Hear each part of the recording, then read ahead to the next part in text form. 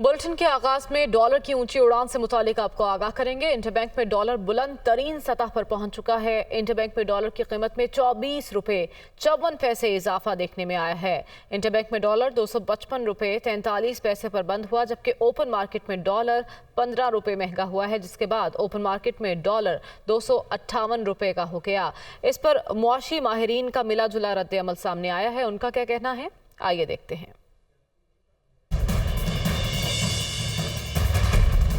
दुनिया में कोई भी नहीं जानता कि रुपए और डॉलर का रेट क्या होना चाहिए।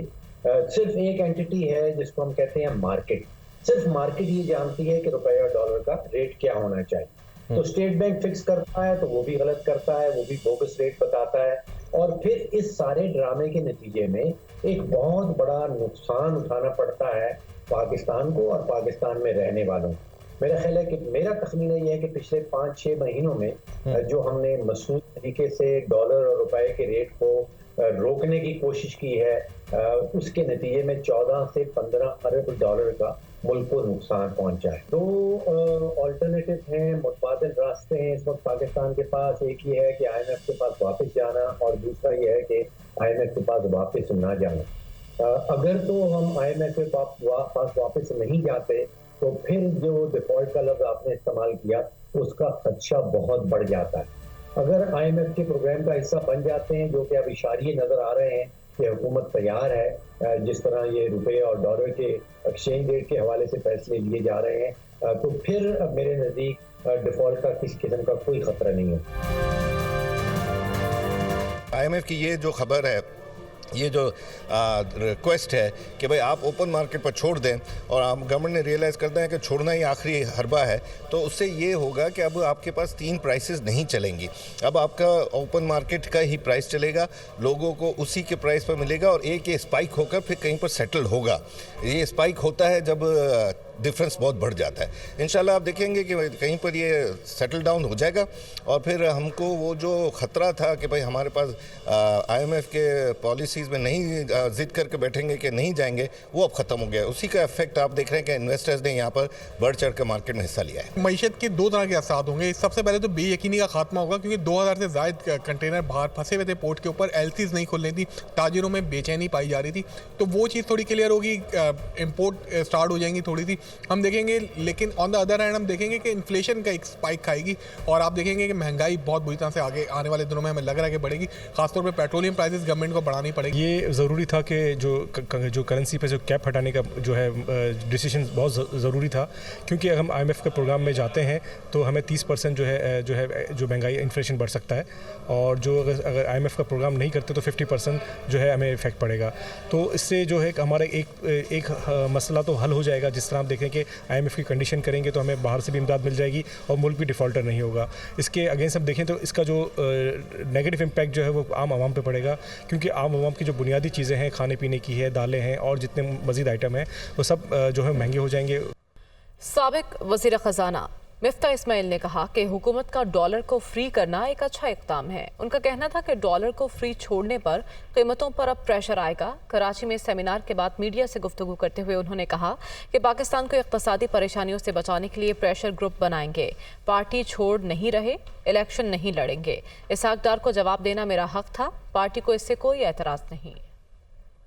मेरे ख्याल से हुकूमत की तवज्जो मईशत पे बिल्कुल है, और आज आपने देखा है कि मार्केट के अंदर डॉलर की मूवमेंट भी हुई है। तो हुकूमत की पूरी कोशिश है कि IMF को लेकर आ जाए, और लेकिन सियासत पाकिस्तान में चलती रहती है, और ऐसा लगता है कि सियासत जो है उसकी और मईशत का कोई ताल्लुक ही नहीं है। तकसीम दर तकसीम हो रहा है मुल्क, वो मुल्क के लिए बेहतर नहीं है, मईशत के लिए बेहतर नहीं है। इस वक्त पाकिस्तान का मसले का हल जो है, मैं समझता हूँ, मैं हुकूमत को मुबारकबाद भी देता हूँ कि वो IMF को लेकर आना है। एक आज जो फ्री मार्केट में डॉलर को फ्लोट किया, ये एक अच्छा कदम है, लेकिन इंशाअल्लाह ताला इसके अंदर और भी जो इक़दाम होंगे वो हुकूमत उठाएगी और IMF को लेकर आएगी। थोड़ा सा प्रेशर तो आएगा प्राइसेस के ऊपर, पेट्रोल वगैरह की प्राइसेस के ऊपर भी, लेकिन हुकूमत को स्पेस तो देनी होगी। इस वक्त हुकूमत के पास कोई और चारा नहीं था। मैं तो ये बात पहले से समझता था, लेकिन अब मेरे ख्याल से और लोग भी समझ गए। हम कोई पार्टी नहीं बना रहे, हम एक पाकिस्तान को इकोनॉमिक परेशानियों से बचाने के लिए, सोशल परेशानियों से बचाने के लिए एक प्लान तैयार कर रहे हैं, जो प्रेशर ग्रुप बनाएंगे कि हर पार्टी को कहेंगे कि जब आप हुकूमत में आए तो इसको इम्प्लीमेंट करें, और अपोजिशन अपोजिशन को कहेंगे कि इसकी खिलाफ वर्जी ना करो। मैंने ये कहा है कि मैं इलेक्शन में हिस्सा नहीं लूँगा, लेकिन पार्टी के सपोर्टर हूँ, पार्टी में हूँ, तो मैं अभी भी पार्टी में हूँ। लेकिन और नाला की बात नहीं है। देखें, काफ़ी अरसे से डार साहब जो थे वो मेरे खिलाफ टीवी के प्रोग्राम करते थे और एंकरों से कराते थे। अगर आप मेरी सलाहियत के ऊपर और उन चीज़ों के ऊपर क्वेश्चन करेंगे तो मुझे जवाब देने का तो हक है। मेरी पार्टी को ऐसी तो वो नहीं है कि मना कर रहेगी कि ना करें। मुस्लिम लीग काफ का मरकजी जनरल काउंसिल इजलास, चौधरी परवेज इलाही मुस्लिम लीग काफ पंजाब के बिला मुकाबला सदर मुंतखब हो गए। चौधरी वजाहत हुसैन पार्टी के मरकजी सदर मुंतखब, कामिल अली आगा को मरकजी सेक्रेटरी जनरल मुंतखब कर लिया गया है। चौधरी शुजात हुसैन और तारिक बशीर चीमा ओहदों से फारिग हो चुके हैं। तब मुस्लिम लीग काफ का मरकजी जनरल काउंसिल इजलास, चौधरी परवेज इलाही मुस्लिम लीग काफ पंजाब के बिला मुकाबला सदर मुंतखब, चौधरी वजाहत हुसैन पार्टी के मरकजी सदर मुंतखब, कामिल अली आगा को मरकजी सेक्रेटरी जनरल मुंतखब कर लिया गया। और चौधरी परवेज इलाही ने पार्टी जनरल वर्कर्स इजलास से खिताब करते हुए कहा कि अगर हमारी मुद्दत पूरी हो जाती तो नून लीग का सफाया हो जाता। उनका कहना था कि कुछ लोगों ने इमरान खान को गलत कायद किया, हमेशा इमरान खान का साथ देंगे। इलेक्शन कमीशन को कौम पर तरस खाना चाहिए। और मैं ख़ास तौर पे इमरान खान साहब का दिल की गहराइयों से शुक्रिया अदा करता हूँ कि उन्होंने हमें अल्लाह ताला के बाद वजारत आला दी। 5.5 महीने 5.5 सालों का काम बराबर 1 साल और लग जाता ना तो इत्थे तुहानू इन्हां दे कपड़े भी नजर नहीं आने नून लीग दे। खान साहब के साथ जो बैठने वाले थे ना, बस वो सिरों ले गए सारी पार्टी और खान साहब को इन लोगों ने गलत गाइड किया। हमने उनका साथ देना है, उनके शाना बशाना चलना है।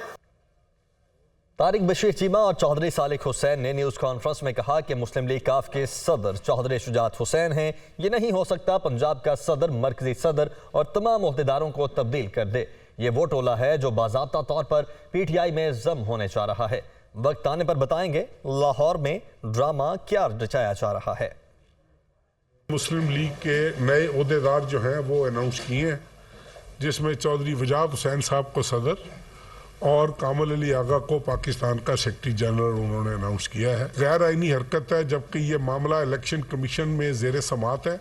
आज हमारी जनरल काउंसिल की मीटिंग थी, इधर इस्लामाबाद में हमने रखी हुई थी। शुजात साहब की तबीयत नासाज थी, उसकी बुनियाद पर उन्होंने कहा कि इसको हफ्ता एक आगे कर दिया जाए। हमें पता है कि ये सारा ड्रामा क्यों हो रहा है, हमें इस बात का भी पता है। ये वो टोला है जो आज से हफ्ता पहले या 10 दिन पहले बाज़ाब्ता तौर पर PTI में जम होने जा रहा था। जब हमने नोटिस इशू किए, हमें कोई एतराज़ नहीं है, चौधरी परवेज इलाही साहब जिस पार्टी में मर्जी जाएं, क्योंकि इस वक्त ना वो MP हैं, ना वो MNA है, ना उनके पास कोई ओहदा है। क्यों इन्होंने जरूरत नहीं की उस दिन कि अपने आप को PTI में जम करें? अगर इतना ही था इनकी फरेफ्ता हुए थे ये PTI की सियासत पर और इमरान खान की सियासत पर, तो उस दिन ये इससे बेहतर कोई चांस नहीं था। इन्होंने खबर बनाने के लिए कि हमने चौधरी शुजात साहब को रिमूव कर दी है, तो वो खबर चल पड़ी है, लेकिन इन रियलिटी ये कर भी नहीं सकते।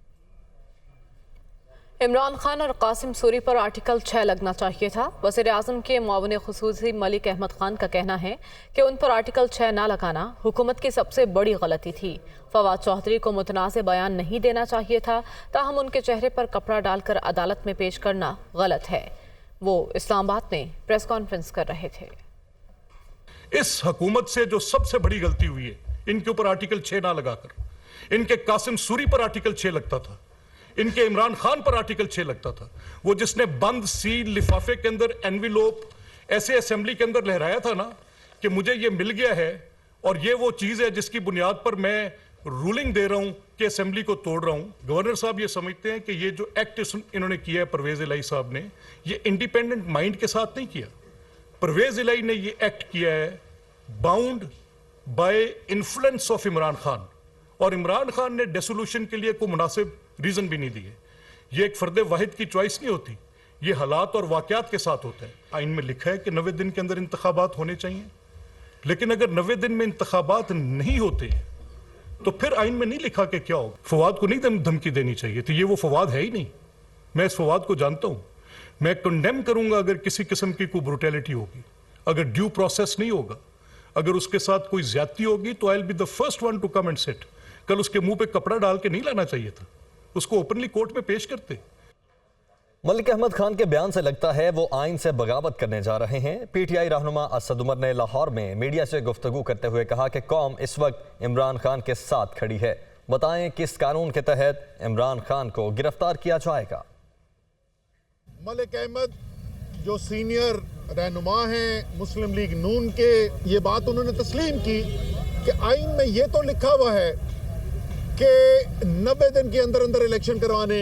उन्होंने कहा कि अच्छा, लेकिन आइन में ये नहीं लिखा हुआ कि अगर 90 दिन में इलेक्शन नहीं कराएंगे तो फिर क्या होगा।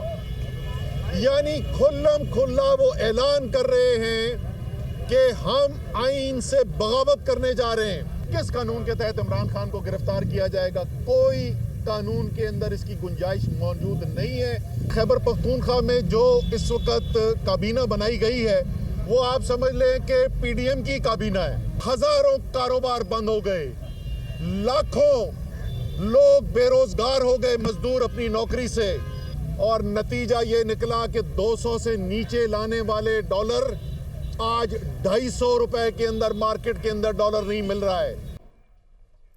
जबकि पीटीआई रहनुमा फारूक हबीब कहते हैं कि बताया जाए फवाद चौधरी ने कौन सी बगावत और गद्दारी की है। इलेक्शन कमीशन की वफादारी आइन के साथ नहीं कहीं और है। उसे जितनी चाबी दी जाए उस पर अमल दरामद शुरू कर देता है। उन्होंने कहा कि जिस गाड़ी को रोका वो पुलिस की नहीं बगैर नंबर गाड़ी थी। वो मीडिया से गुफ्तगू कर रहे थे। बताएं फवाद चौधरी ने कौन सी गद्दारी की थी, कौन सी बगावत की थी। फवाद चौधरी यही कह रहा था 90 रोज में इलेक्शन कराओ। तो इलेक्शन कमीशन में बैठे जो जिम्मेदारान हैं वो जिम्मेदारान की वफादारी आइन के साथ नहीं है, उनकी वफादारी कहीं और है। जो उनको जितनी चाबी दी जाती है उतने हुक्मनामों के ऊपर वो अमल दरामद शुरू कर देते हैं। 9 माह में जो आपने मुल्क का अशर नशर किया अभी तक आपकी तसल्ली नहीं हुई। तो IMF के आगे आपने नाको लकीरें निकाल दी हैं, मुल्क आपसे चल नहीं पा रहा। आप कहते हैं नहीं हमने इमरान खान को गिरफ्तार करना है। सोच समझ के फैसला करना। 22 करोड़ अवाम इमरान खान की मोहब्बत में गिरफ्तार है। मलिक अहमद खान को ये पैगाम देना चाहता हूँ। उन्होंने कहा जी कल फारूक हबीब ने पुलिस की गाड़ी को रोक लिया।